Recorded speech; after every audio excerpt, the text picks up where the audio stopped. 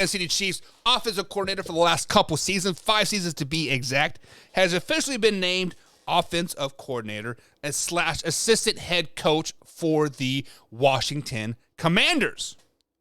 So fact or crap, this was a bad move by Eric Bienemy.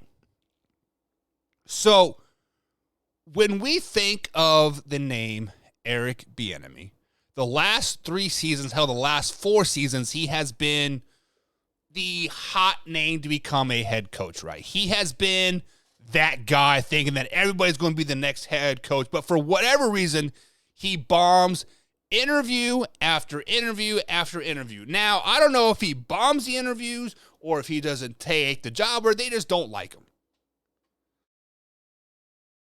Nonetheless, he has not been named Colts head coach, Texans head coach, Denver Broncos head coach, Cardinals head coach. Where else did he interview? It seemed like he interviewed almost every job opening the last 3 seasons. So, factor crap, this was a bad move for Eric Bienemy. I said it once, and I will say it again. Eric Bienemy was driving a Ford Navigator, a Lincoln Navigator with the Kansas City Chiefs.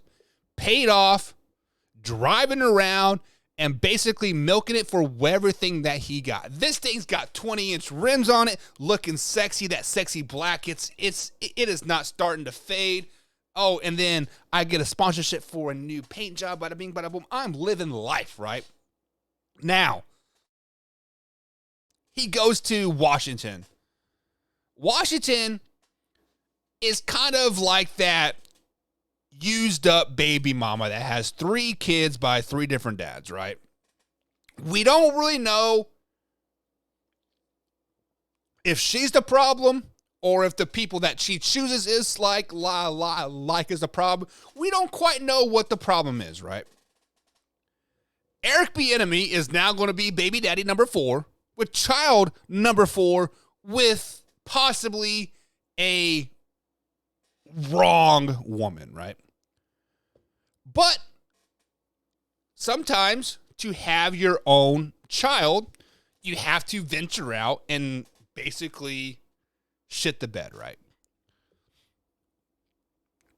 This was a bad choice for Eric Bienemy. This was a very, very bad choice.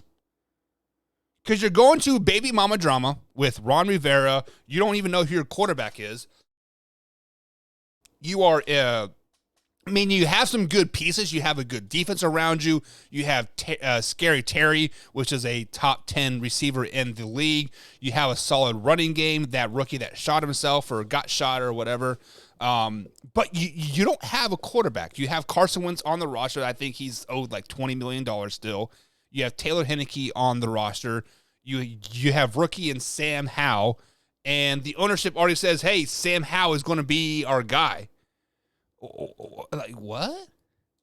You aren't even going to let the offensive coordinator, like, decide, like, hey, I want this guy to be my quarterback. And the ownership is already saying, no, this is our guy.